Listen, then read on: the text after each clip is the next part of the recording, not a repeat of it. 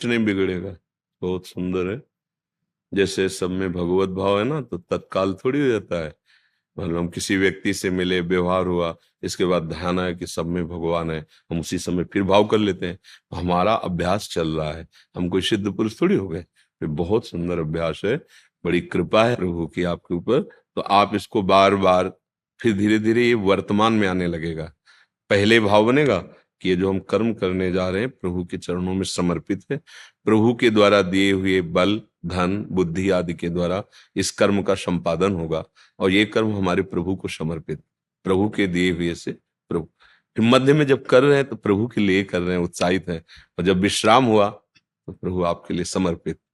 पर अगर हमको पूरा कर्म करते समय नहीं याद आया और बाद में याद आया, 4 घंटे व्यतीत हो गए, तो हम 4 घंटे पूरे को प्रभु के चरणों में समर्पित कर देते हैं। तो आपका समर्पण योग, भक्ति योग आपका चल रहा है इसमें। पर जब प्रवीणता आएगी ना, तो पहले से शुरू हो जाएगा, मध्य में भी रहेगा और विश्राम में भी रहेगा। पर अगर बहुत काल, 4 घंटे 6 घंटे बाद, तो हम साधक है ना, हम तुरंत उसको पूरा का पूरा जोड़ते हैं कि अमुक समय से अमुक तक जो हमारा सेवा कार्य हुआ वो प्रभु को वो समर्पण माना जाएगा। पर अच्छा है कि हम प्रारंभ में कि ये प्रभु के लिए कर रहे हैं, बीच में भूल गए कोई बात नहीं, फिर विश्राम में प्रभु को समर्पित कर दिए। कई बार हमने कहा है, आप जो संसार के सेवा कार्यों में रत हो, बिना एकाग्रता के सेवा कार्य होंगे नहीं। अब एकाग्रता सेवा कार्य में होगी तो हो सकता है प्रभु की याद भूल जाए, हो सकता है भजन छूट जाए। तो आप 8 घंटे काम कर रहे हैं, 8 घंटे में 2 4 10 बार तो याद कर सकते हैं ना। 8 घंटे में 2 4 बार राधा राधा नहीं बोल सकते। और बाद में 8 घंटे बाद भावना से प्रभु को, हे स्वामी, इतने बजे से इतने बजे तक संसार कार्य रूपी सेवा, वो आपको समझ पूरा भजन माना जाएगा और उसको उत्तम गति मिलेगी। ये कर्म समर्पण योग है। ये तो सर्वाणी कर्माणी यत करोषि, भगवान कह रहे जो भी कर रहे हो मेरे को सब। बहुत उत्तम बात है। पर भगवत कृपा से अगर ऐसा चिंतन चलने लगा है तो बहुत बड़ी बात है। और कहीं आगे चल करके निष्कामता आ जाए, फिर ये हो कि हमें फल फूल से मतलब नहीं, आपको जो मन आवे जैसे आवे कराओ, मैं यंत्रवत आपका हूं। हे प्रभु, आप वही कराना जिससे आप प्रसन्न हो, जिससे समाज सुख हो, जो धर्म युक्त हो। और समर्पण होता चला जाए। फिर वो इस वेश में भी महात्मा ही होता है, क्योंकि महात्मा चिंतन होता है। दुरात्मा और महात्मा चिंतन पहले होता है, फिर क्रियाएं होती हैं। चिंतन ठीक हो गया, बस बात बन गई, सारी बात चिंतन की। आजकल लोग मारे घूम रहे हैं, आशीर्वाद आशीर्वाद। कुछ नहीं होना, कुछ पाई भर नहीं सुधरना।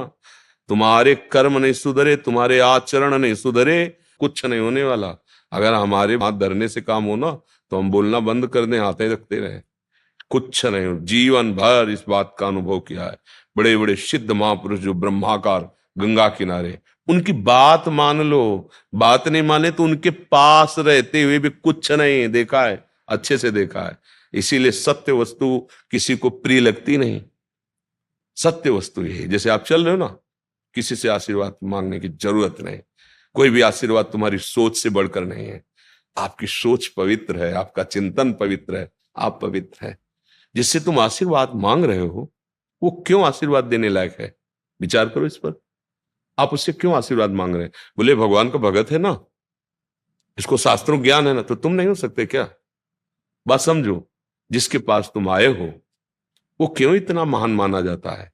क्योंकि वो भगवान का दास है, वो भगवान का भजन करता है, वो अच्छे आचरण वाला है। तो आप क्यों नहीं हो सकते? आप भगवान के अंश हैं, आप अच्छे आचरण वाले बनिए, आप भजन करने वाले बनिए। आप हमारे समान हैं, हमारे प्रभु के समान बच्चे हैं। इसमें पंचभौतिक, आपका पंचभौतिक, अंदर भागवतिक अंश, वही वही तुम्हारे अंदर। फिर अंतर क्या? जैसे हमारे भगवान वैसे आपके भगवान। भूल क्या हुई?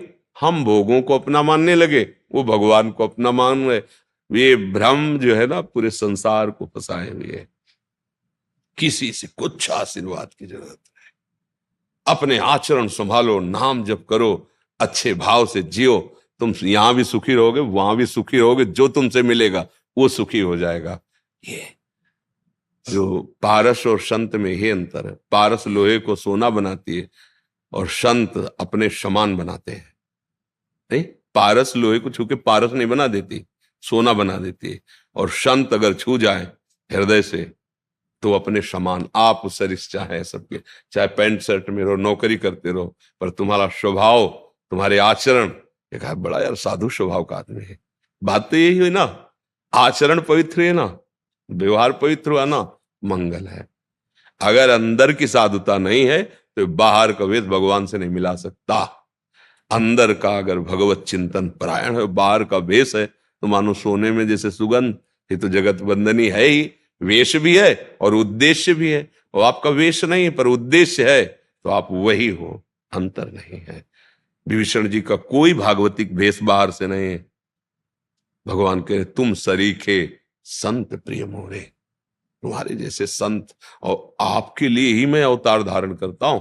तुम सरीखे संत प्रिय मोरे, धरो देह नहीं आन नहीं हो रहे। इसलिए बहुत जब आप जैसे नवयुवक प्रश्न करते ना भागवतिक, तो हृदय शीतल होता है कि अभी अभी एक सुधर जाए तो सैकड़ों को सुधार देगा, एक बिगड़ जाए तो रिश्ते नाते परिवार मोहल्ला गांव सबको दुखी कर देता है। नहीं कर देता?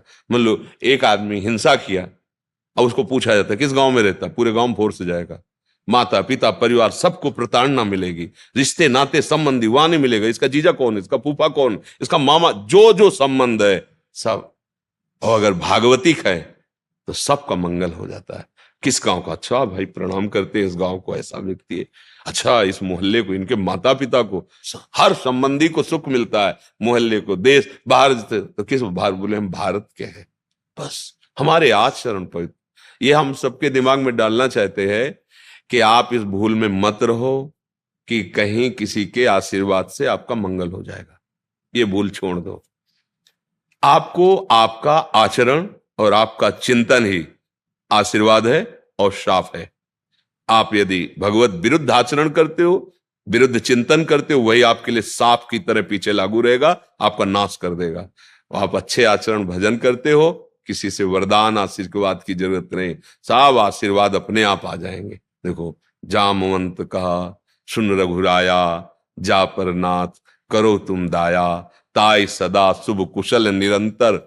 ध्यान दो, सुर नर मुनि प्रसन्नता ऊपर, सब अपने आप प्रसन्न हो जाएंगे। आपके आचरण अच्छे, आपका विचार अच्छा, भजन में चल रहे हो तो जब भगवान प्रसन्न तो सब प्रसन्न हो गए।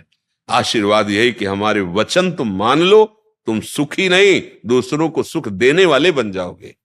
सतर्त सतर्त सा लोकांत, परिवार को तार दोगे और सबको लोकांत, लोगों को तारने के सामर्थ्य। ये छोटा भाव कर लिया ना, हम भी सही, हम तो गृहस्थ, ऐसा ये हमारे जीवन का उद्देश्य प्रभु से मिलन है।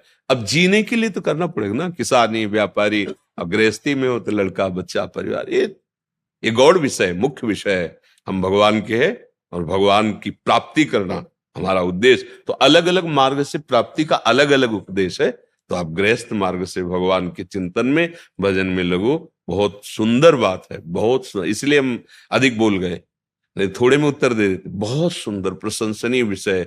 आप चिंतन करने लगे अपने कर्मों को प्रभु के समर्पण का, जीत गए। थोड़ा सा भी निष्काम कर्म समर्पण हो जाए तो दुर्गति नहीं होने देता, थोड़ा सा भी कर्म। फिर अगर दिनचर्या में बात आ जाए फिर तभी तो जीवन मुक्त जगत बंधनी वो महात्मा बन जाता है, अंदर से वो जगत बंधनी हो जाता है।